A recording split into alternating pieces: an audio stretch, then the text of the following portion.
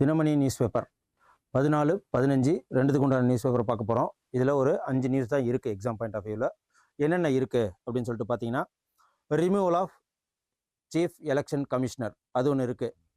அதுக்கப்புறம் நமக்கு கூடங்குளம் அனல் மின் நிலையம் மாதிரி இங்கே உடன்குடி அப்படிங்கிற இடத்துல ஒரு அனல் மின்நிலையம் ஓப்பன் பண்ணியிருக்காங்க. அதை பற்றி பார்க்க போகிறோம். அப்போது லிஸ்ட் ஆஃப் தமிழ்நாட்டில் எத்தனை தெர்மல் பவர் ஸ்டேஷன், அனல் மின் நிலையம் தெர்மல் பவர் ஸ்டேஷன் அது நம்ம பார்க்க போகிறோம். அதுக்கப்புறம் 2 கப்பல் நமக்கு அலோவ் பண்ணியிருக்காங்க. மொத்தம் ஸ்ட்ரெயிட் ஆஃப் ஹார்மோஸ் அந்த பிரச்சனையினால், இஸ்ரேல் ஈரான் யூஎஸ்ஏ பிரச்சனையினால் ஸ்ட்ரெயிட் ஆஃப் ஹார்மோஸ் ஈரானால் தடைபட்டிருக்கு. நம்மளோட கப்பல் 24 கப்பல் அங்கே தேங்கி இருக்குது.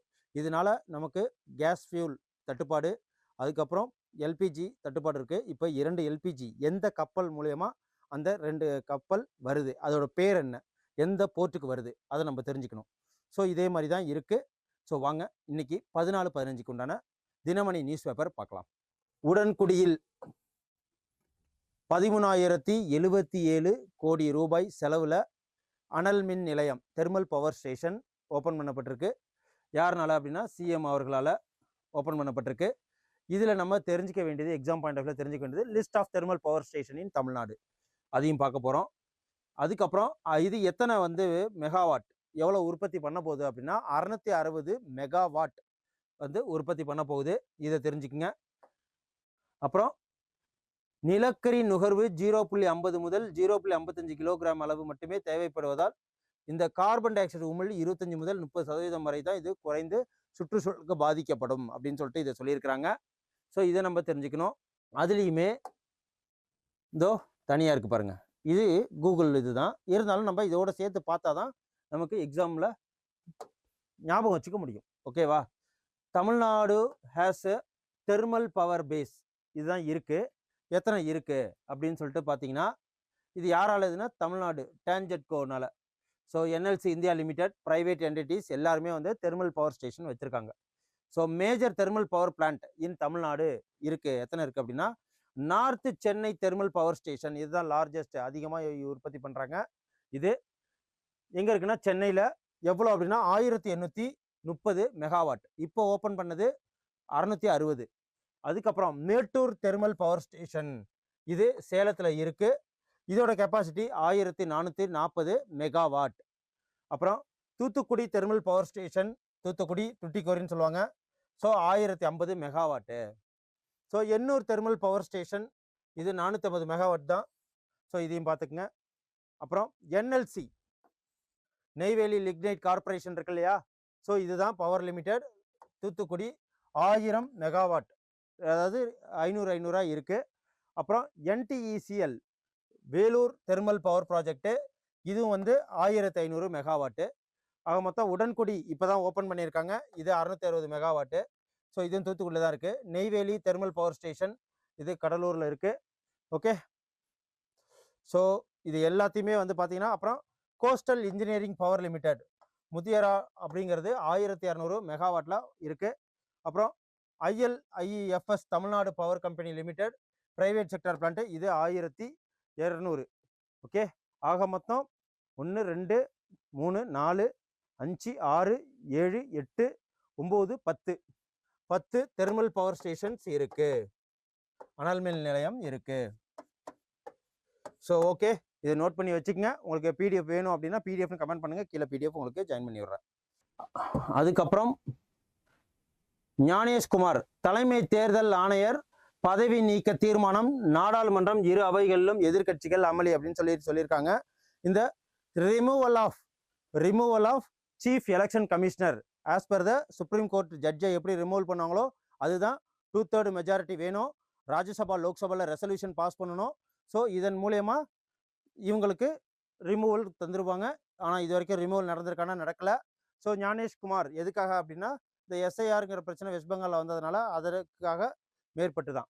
ஓகே, ஸோ இதுக்கு ரிமூவல் ஆஃப் சீஃப் எலெக்ஷன் கமிஷனுக்கு ஆர்டிக்கல் என்ன சொல்கிறாங்க, ஆர்டிக்கல் எந்த ஆர்டிக்கல் வரும் அப்படின்னா ஆர்டிக்கல் 324(5) கிளாஸ்.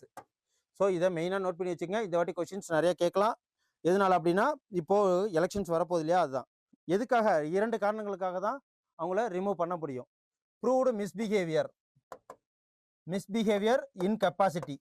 ஸோ அவங்களுக்கு தேர்தல் நடத்த வரல, அவங்க அதுக்கு லாய்க்கே இல்லைன்னா இன்கெப்பாசிட்டிக்கு ப்ரூவ்டு மிஸ்பிஹேவியர், ஏதாவது கரப்ஷனோ ஏதாவது தப்பான வழியில் இது பண்ணியிருந்தால் தான் இந்த 2 இதில் தான் இவங்கள எடுத்துக்க முடியும். மற்ற எலெக்ஷன் கமிஷனாக ஈஸி தான், பிரசிடென்ட் மூலயமா ஈஸியாக ரிமூவ் பண்ணிடலாம். ஆனால் சீஃப் எலெக்ஷன் கமிஷனர் ரிமூவ் பண்ணணும் அப்படின்னா இட்ஸ் ரொம்ப ஹைலி காம்ப்ளிகேட்டட். சுப்ரீம் கோர்ட் ஜட்ஜை எப்படி ரிமூவ் பண்ணுமோ அதே மாதிரி தான் ரிமூவ் பண்ணணும். ஸோ அதன் மூலயமா தான் எஸ்ஐஆர் மூலம் மேற்கு வங்கம், தமிழகம் உள்ளிட்ட சட்டப்பேரவை தேர்தல் நடைபெறவுள்ள மாநிலங்களில் பல லட்சம் வாக்காளர்களை நீக்கினதுனால இதை சொல்லியிருக்கிறாங்க. ஸோ அதோடு மட்டும் இல்லாமல் என்னென்னலாம் பண்ண போகிறாங்க அப்படின்னா, நோட்டீஸ் அளிக்க குறைந்தபட்சம் மக்களவை எம்பிகள் 100 பேரும், மாநில எம்பிக்கான 50 பேரும் கையொப்பமிட்டிருக்க வேண்டும். ஓகே. ஸோ இப்போ மக்களவையை சேர்ந்த 130 பேர் ப்ளஸ் 63 பேர், ஸோ ஆக மொத்தம் பார்த்தீங்கன்னா 193 பேர் சேர்ந்த எம்பிக்கள் கையொப்பமிட்டு எதிர்கட்சியோட ஆதரவோடு வெளில அனுப்பிச்சிருக்காங்க. ஸோ இதுக்கப்புறம் இது வந்து பிரசிடென்ட் இது அப்ரூவல் கொடுத்து ரிமூவ் பண்ணணும். ஸோ இதுதான் எக்ஸாம் பாயிண்ட் ஆஃப் வியூவில் நம்ம தெரிஞ்சுக்கணும். ஓகே. ஸோ இது வரைக்கும் இது நடந்திருக்கா? இந்திய அரசியல் வரலாற்றில் தலைமை தேர்தல் ஆணையரை பதவி நீக்கம் இதுவரை நடந்ததே இல்லை. ஓகே, இதுவும் ரொம்ப முக்கியம்தான். அதுக்கப்புறம் இது எலெக்ஷன் நியூஸ்னு நினைக்க வேண்டாம். என்ன அப்படின்னா, அனைத்திந்திய புரட்சி தலைவர் மக்கள் முன்னேற்ற கழகம் அப்படின்னு சொல்லிட்டு புதுசாக ஒரு கட்சி ஆரம்பிச்சிருக்காங்க இவங்க, சசிகலா அவர்கள். ஸோ ஒருத்தவர் முன்னாடியே அதை ஆரம்பிச்சிருக்காரு 2017 சக்கரவர்த்தி அப்படிங்கிறவர். அந்த கட்சியை இவங்க தலைமையில் வழிநடத்தணும்னு சொல்லியிருக்காங்க. ஸோ அதுதான் தென்னந்தோப்பு சின்னம் அதுக்கு வழங்கப்பட்டிருக்கு. இந்த வாட்டி அவங்க இந்த தேர்தல் களம் கால போகிறாங்க அப்படின்னு சொல்லிட்டு சொல்லியிருக்காங்க. இதையும் தெரிஞ்சுக்கங்க. அதுக்கப்புறம் நமக்கு இந்த திட்டம் தெரியணும் எதனால அப்படின்னா, ஜல்ஜீவன். ஓகே, ஜல்ஜீவன் மிஷன் சொல்கிறாங்க. ஜல்ஜீவன் நிதி ரூபாய் 3112 கோடியை விடுவிக்கணும்னு சொல்லிட்டு தமிழக அரசு சொல்லியிருக்கு. இந்த ஜல்ஜீவன் மிஷன் எப்போ ஆரம்பிக்கப்பட்டதுன்னா ஆகஸ்ட் 15, 2019 ஆரம்பிக்கப்பட்டிருக்கு. இதோட நோக்கம் என்ன அப்படின்னா, ஒவ்வொரு கிராமங்களுக்கும் ஒவ்வொரு பொது இடங்களுக்குமே, அதாவது குழாய் வழியாக குடிதண்ணீர் ஒவ்வொரு பர்சனுக்கும் 55 லிட்டர் வழங்குறதா இதோட மெயின். இப்போ 2024 வரைக்கும் டைம்க்கு வச்சுருந்தாங்க, இப்போ நீட்டிச்சிருக்காங்க. இது 2 நாளைக்கு முன்னாடி நம்ம நியூஸ் பேப்பரில் பார்த்துருப்போம், கரண்ட் அஃபேர்ஸில். 2028 வரைக்கும் இதை நீட்டிச்சிருக்காங்க. இந்த ஜல்ஜீவன் மிஷன் இதுக்குன்னு ஒரு தனி மினிஸ்ட்ரியே இருக்காங்க. அது கூட நான் உங்களுக்கு ஒரு ஹோம்ஒர்க் மாதிரி கமெண்ட் பண்ணுங்க அப்படின்னு சொல்லிட்டு சொல்லியிருந்தேன். ஸோ அதையும் இப்போ சொல்லிடலாம். ஸோ இந்த ஜல்ஜீவன் பற்றி என்ன பார்க்கணும் அப்படின்னு பார்த்தீங்கன்னா, இந்த ஜல்ஜீவன் திட்டம் 3112 கோடியை உடனடியாக விடுவிக்கணும்னு சொல்லியிருக்காங்க. நமக்கு ஜல்ஜீவன் மிஷனை பற்றி இதில் நம்ம பார்ப்போம். ஸோ இதுதான் ஜல்ஜீவன் மிஷன் எப்போ ஆரம்பிக்கப்பட்டது? 2019 ஆகஸ்ட் 15. அதுக்கப்புறம் இது என்ன அப்படின்னா, இந்திய அரசால் தொடங்கப்பட்ட 2024 ஆண்டிற்குள் சொல்லியிருக்காங்க. இப்போ இதை எக்ஸ்டெண்ட் பண்ணியிருக்காங்க 2028. இதை நோட் பண்ணிக்கங்க. என்னன்னா, ஹர்கர் ஜல் அப்படின்னா பாதுகாப்பான குடிநீர், குழாய் மூலம் பாதுகாப்பான குடிநீர் அப்படிங்கிறதுக்கு பேர் தான் என்ன அப்படின்னா ஹர் கர் ஜல் அப்படின்னு சொல்லிட்டு. ஸோ இந்த திட்டம் ஒவ்வொரு நபருக்கும் தினமும் 55 லிட்டர் வழங்குறதா. ஸோ தமிழ்நாட்டில் 78%க்கும் அதிகமான ஊரக வீடுகளுக்கு குழாய் மூலம் இணைப்பு ஏற்படுத்தியாச்சு. இந்த ஜல்ஜீவன் மிஷன் வந்து முக்கிய அம்சம் என்ன அப்படின்னா, இது ஆரம்பிக்கப்பட்ட தேதி ஆகஸ்ட் 15, 2019. பிரதமர் நரேந்திர மோடியால் ஆரம்பிக்கப்பட்டது. இப்போதைக்கு இதோட மினிஸ்டர் யாரு? ஜல்சக்தி மினிஸ்டர் யாரு?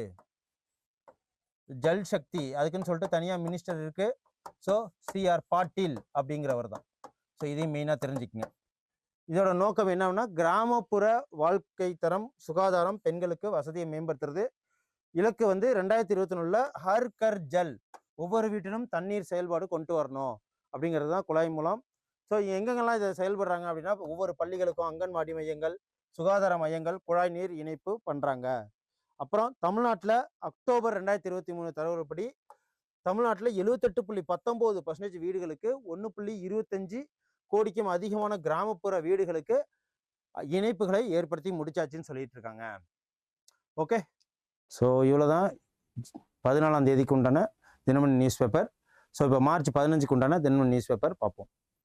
ஸோ இம்பார்ட்டன்ட் நியூஸு இன்னைக்கு அப்படின்னு பார்த்தீங்கன்னா என்ன, ஸோ இதுதான் கவிஞர் வைரமுத்து அவர்களுக்கு ஞானபீட விருது, அதாவது ஜெனன்பித் அவார்ட், இது இந்திய அரசால் வழங்கப்பட்டிருக்கு. ஸோ இது 3வது நபர் நம்ம தமிழ்நாட்டை சேர்ந்தவர் வாங்குறாரு. ஓகே, இந்த ஞானபீட விருது இது இலக்கியத்துக்காக, ஒரு மொழிக்காக வந்து அவங்க அரும்பாடுபட்டு கவிதைகள், இலக்கியங்கள், இலக்கணங்கள், ஸோ புது விதமான படைப்புகள் ஏற்படுத்தியிருப்பாங்க. தன்னோட 40 வருஷ காலத்துல தமிழுக்காக செய்த தொண்டிற்காகவும் அதே மாதிரி இவங்க சாகித்ய அகாடமி விருதும் வாங்கியிருக்கிறாங்க. ஸோ அதெல்லாம் பேஸ் பண்ணி தான் இந்த ஜெனன்பித் அவார்டு, அதாவது ஞானபீட விருது வைரமுத்து அவர்களுக்கு வழங்கியிருக்காங்க. ஸோ அது என்னன்னு பார்த்துருவோம். 23 ஆண்டுகளுக்கு பிறகு பெறவுள்ள தமிழக இலக்கியவாதி வைரமுத்து அவர்களுக்கு ஜெனன்பித் அவார்டு ஞானபீட விருது வழங்கியிருக்காங்க. 60வது ஞானபீட விருது. பாரதிய ஞானபீடம் அமைப்பானது 2025ஆம் ஆண்டுக்கான 60வது ஞானபீட விருதை அறிவித்திருக்கு. யாருக்கு அப்படின்னா தமிழ்நாட்டை சேர்ந்த வைரமுத்து அவர்களுக்கு. இது மட்டும் இல்லாம நம்ம இதுல இருந்து என்னென்ன தெரிஞ்சுக்கணும் அப்படின்னா, இவரு இது வரைக்கும் என்னென்ன புக் எழுதியிருக்காரு, 37க்கும் மேற்பட்ட நூல்களை இவர் எழுதியிருக்கிறார். கள்ளிக்காட்டு இதிகாசம், 3ஆம் உலகப் போர், அதுக்கப்புறம் கருவாச்சி காவியம், அப்புறம் தண்ணீர் தேசம், 3ஆம் உலகப் போர் அப்படிங்கிற மாதிரி ஒரு காவியம் கலந்த நிறைய புக்குகள் எழுதியிருக்கிறார். திரைப்படத்துல நிறைய பாடல்கள் எழுதியிருக்கிறாரு. உணர்ச்சி மோட்டிவேஷனல் பாடலும் எழுதியிருக்காங்க. ஸோ காதல் பாடலும் எழுதியிருக்கிறாங்க. அப்படின்னு பார்க்குறப்போ தமிழ்நாட்டில் இப்போ இருக்கிற மில்லேனியம் இயர்ல மிகப்பெரிய ஒரு தமிழ்வாதி அண்ட் இலக்கியவாதின்னு கூட சொல்லலாம். ஓகே, இதுக்கு முன்னாடி தேசிய திரைப்பட விருது இது வரைக்கும் எத்தனை வாங்கியிருக்கிறாரு அப்படின்னு பார்த்தீங்கன்னா, கிட்டத்தட்ட 7 முறை வாங்கியிருக்கிறார். தேசிய திரைப்படம் நேஷனல் விருது 7 தடவை வாங்கியிருக்கிறாரு. ஸோ பத்மபூஷன் 2011, பத்மஸ்ரீ 2003 வாங்கியிருக்கிறாங்க. ஸோ கள்ளிக்காட்டு இதிகாசம் அப்படிங்கிற அந்த நாவலுக்கா அந்த இலக்கியத்துக்காக சாகித்ய அகாடமி விருது அதுவும் வாங்கியிருக்கிறாங்க 2003. கலைத்துறையில் ஆற்றிய பங்களிப்புக்காக தமிழக அரசின் கலைமாமணி விருதையும் பெற்றிருக்காங்க. ஓகே, ஸோ இவர் பெற்ற விருதுகள் எத்தனை அப்படின்னு பார்த்தீங்கன்னா, கலைமாமணி விருது அவார்டு, சாகித்ய அகாடமி விருது அவார்டு, பத்மபூஷன், பத்மஸ்ரீ, ஓகே, அதுக்கப்புறம் இப்போ ஜெனன்பித் அவார்டு, ஞானபீட அவார்டு வாங்கியிருக்கிறாங்க. 7 முறை நேஷனல் அவார்டும் வாங்கியிருக்கிறாங்க. ஸோ அதெல்லாம் பார்த்துங்க. தமிழ் மொழியானது நாட்டின் முதன்மையான மொழிகள் ஒன்று. ஸோ அதில் இவர் திகழ்ந்து இருக்கிறாரு. ஸோ அது மட்டும் இல்லாமல் இதுக்கு முன்னாடி யாரெல்லாம் வாங்கியிருக்காங்கன்னா, அகிலனின் சித்திரப்பாவை அந்த நாவலுக்காக 1975 ஞானபீட விருது கிடைச்சிருக்கு. அதுக்கப்புறம் ஜெயகாந்தன் ஞானபீட விருது, ஜெயகாந்தன் 2002ஆம் ஆண்டுக்கான ஞானபீட விருதையும் அவரு பெற்றிருக்கிறாரு. ஸோ அதுக்கப்புறம் இப்போ இந்த இதுல ரொக்க பரிசு எவ்வளவு அப்படின்னு சொல்லிட்டு பார்த்தீங்கன்னா, கிட்டத்தட்ட 11 லட்சம் ரொக்க பரிசும் கடவுள் சரஸ்வதியோட வெண்கல சிலையும் கிடைக்கும். ஸோ இதுதான். அப்புறம் பாராட்டு சான்றிதழ் இது எல்லாமே உண்டு. ஸோ பாரதிய ஞானபீட ஆய்வு இது 1944ஆம் ஆண்டு ஆரம்பிக்கப்பட்டது. ஜெனன்பித் அவார்டு 1965ஆம் ஆண்டு கேரளத்தை சேர்ந்த கவிஞர் ஜி சங்கர் குரூப்புங்கிறவர் தான் இதை ஃபர்ஸ்ட் வாங்கியிருக்கிறார். ஓகே, அப்புறம் நமக்கு இப்போ கொஸ்டின்ஸ் கேட்கலாம். அப்பாயின்மெண்ட்ஸில் கொஸ்டின்ஸ் உண்டு. ஸோ தமிழக உளவு பிரிவு டிஜிபியாக ஒரு பெண் அதிகாரியை நியமிச்சிருக்காங்க. அவங்க பேர் என்ன அப்படின்னா பாலநாகதேவி அப்படிங்கிறவங்கள இவங்கள அப்பாயின்மெண்ட் பண்ணியிருக்காங்க உளவுத்துறை டிஜிபியா.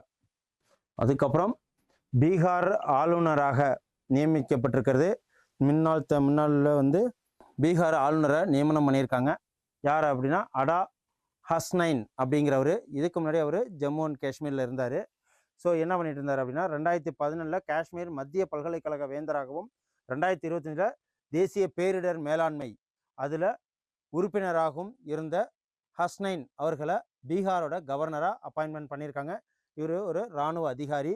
அதுக்கப்புறம் இப்போது நம்ம தமிழ்நாட்டில் இருந்த RN ரவி அவர்களை வெஸ்ட் பெங்காலோட கவர்னராகவும், நம்ம தமிழ்நாட்டுக்கு கேரளாலேருந்து பொறுப்பு கவர்னராக நியமனம் பண்ணியிருக்காங்க. யார் அப்படின்னா ஆர்லேக்கரை கூடுதல் கவர்னராக அப்பாயின்மெண்ட் பண்ணியிருக்காங்க. ஸோ இதில் கவர்னர் ஆஃப் அப்பாயின்மெண்ட், ஸோ இது எங்கேருந்து வந்தது, கனடியன் கான்ஸ்டியூஷன்லேருந்து வந்தது, அதெல்லாம் நம்ம பார்த்தோம். ஸோ இப்போ இதெல்லாம் டெய்லி நம்ம பார்க்கும்போது அது ஆட்டோமேட்டிக்காக மனப்பாடத்தில் வந்துடும். அதுக்கப்புறம் பார்க்க போகிறது இது ரொம்ப ரொம்ப முக்கியம். எதனால் அப்படின்னா வேர்ல்டே வந்து ஸ்டேட் ஆஃப் ஹார்மஸ் அந்த பகுதியை யூஸ் பண்ணாத நிலையில் நம்ம இந்திய கப்பல் 24 கப்பல் அங்கே இருக்கும்போது 2 கப்பல் LPG ஏற்றிட்டு வர்றதுக்கு அனுமதி வாங்கியிருக்கிறாங்க. அந்த கப்பலோட பேர் என்ன, அந்த 2 கப்பலும் எந்தெந்த துறைமுகத்துக்கு போக போகுது, இது நமக்கு ஃபேக்டாக எக்ஸாம் பாயிண்ட் ஆஃப் வியூவில் முக்கியம். ஸோ அதான் இது 28 இந்திய கப்பலில் இதுவரை 3 கப்பல் அந்த பகுதியை பாதுகாப்பாக கடந்திருக்கு. ஓகே, அன்னைக்கு கூட ஒரு கப்பல் பார்த்தோம். அதுக்கப்புறம் ஸோ 92,700 டன் LPG கொண்டு வரப்படுது. ஷிவாலிக் கப்பல் ஒரு கப்பல் பேரு. அது எங்கன்னா குஜராத்தில் இருக்கிற முந்த்ரா துறைமுகம் அங்கே வந்து சென்றடைய வருது மார்ச் 16ஆம் தேதி. நந்தா தேவி கப்பல், ஸோ நந்தா தேவி ஷிவாலிக் நந்தா தேவி கப்பல். இது எங்கே வரப்போகுது அப்படின்னா கேன்லா துறைமுகம். இதுவும் குஜராத்தில் இருக்கிற கேன்லா அண்ட் முந்த்ரா இதுக்கு தான் வரப்போகுது. மார்ச் 17ஆம் தேதி. ஒன்று மற்ற நாளில். ஸோ ஒரு ரசாயன கப்பல், 4 கச்சா எண்ணெய் கப்பல்கள், 3 கண்டெய்னர் கப்பல், 2 சரக்கு கப்பல், பராமரிப்பில் 3 கப்பல் உட்பட 22 கப்பல் இப்போதைக்கு நமக்கு கல்ஃப் கண்ட்ரியில் சிக்கியிருக்கு. ஓகே. ஸோ இது அதில் 611 மாலுமிகளும் இருக்காங்க. இப்போதைக்கு நமக்கு வரப்போகிற 2 கப்பல் பேர் என்ன அப்படின்னா இதுதான், ஷிவாலிக் கப்பல் மற்றும் நந்தா தேவி கப்பல். இது ரெண்டும் எல்பிஜி சிலிண்டர் எடுத்துகிட்டு முந்த்ரா துறைமுகத்துக்கும் கேன்லா துறைமுகத்துக்கும் வருது குஜராத்தில். இதை நம்ம நோட் பண்ணிக்கங்க. ஸோ அதுக்கப்புறம் நம்ம தெரிஞ்சுக்க வேண்டியது பிரிக்ஸ் மாநாடு. இது ஒரு ஷார்ட்ஸே போட்டிருக்கேன். இந்த வருஷம் 2026க்கான பிரிக்ஸ் மாநாடு எங்கே நடக்க போகுது அப்படின்னா இந்தியாவிலையும், 2027 பிரிக்ஸ் மாநாடு எங்கே நடக்க போகுது அப்படின்னா உச்சி மாநாடு சீனாலையும் நடக்க போகிறதா சொல்லியிருக்கிறாங்க. ஸோ இப்போ இந்த வெஸ்ட் பிராந்தியத்தில், அதாவது வெஸ்ட் ஏஷியாவில் ஏற்படுற இந்த போர் சூழ்நிலை காரணங்களால் நாடு எந்த அளவுக்கு பாதிக்கப்பட்டிருக்கு அதெல்லாம் களையணும் அப்படின்னு சொல்லிட்டு இம்பார்ட்டண்டான ஒரு ரெசல்யூஷன் எடுக்க போகிறாங்க. ஸோ அதனால தான் இதில் சொல்லியிருக்காங்க. ஸோ பிரிக்ஸ் கூட்டமைப்பில் எத்தனை பேர் இருக்காங்க? ஸோ இதில் ஈரான் மற்றும் ஐக்கிய அரபு அமீரகம், சவுதி அரேபியா ஆகிய நாடுகளிடையே சலசலப்பு ஏற்பட்டிருக்காங்க. இவங்களும் இருக்காங்க. ஸோ இதெல்லாம் வந்து அதில் டிஸ்கஸ் பண்ண போகிறாங்க. ஓகே, எக்ஸாம் பாயிண்ட் ஆஃப் வியூவில். ஸோ 15 மார்ச் 15க்கு உண்டான தினமணி நியூஸ் பேப்பர் அவ்வளோதான் நமக்கு இருக்குது. ஜனன்பித் அவார்டு மட்டும் தான் இம்பார்ட்டண்ட்டு. அப்புறம் 2 கப்பல்கள், அதுக்கப்புறம் அது ஷிவாலிக், நந்தாதேவி, அதையும் பார்த்துக்குங்க. எந்த துறைமுகத்துக்கு வருதுன்னு பார்த்துக்குங்க, எந்த டேட்டில் வருதுன்னு பார்த்துக்குங்க. ஸோ இவ்வளோ தான் நமக்கு எக்ஸாம் பாயிண்ட் ஆஃப் வியூவில் இன்றைக்கி மார்ச் 15 தினமணி நியூஸ் பேப்பரில் இருக்குது. ஸோ நன்றி, வணக்கம். நாளைக்கு ஒரு இம்பார்ட்டன்ட் நியூஸில் உங்களை சந்திக்கிறேன். கமெண்ட் பண்ணுங்கள், சப்ஸ்கிரைப் பண்ணுங்கள். ஸோ டெய்லியும் வாட்ச் பண்ணுங்கள். எக்ஸாமுக்கு ரொம்ப யூஸ்ஃபுல்லாக இருக்கும். நன்றி, வணக்கம். Send a map. You dare to dream, we care to accomplish.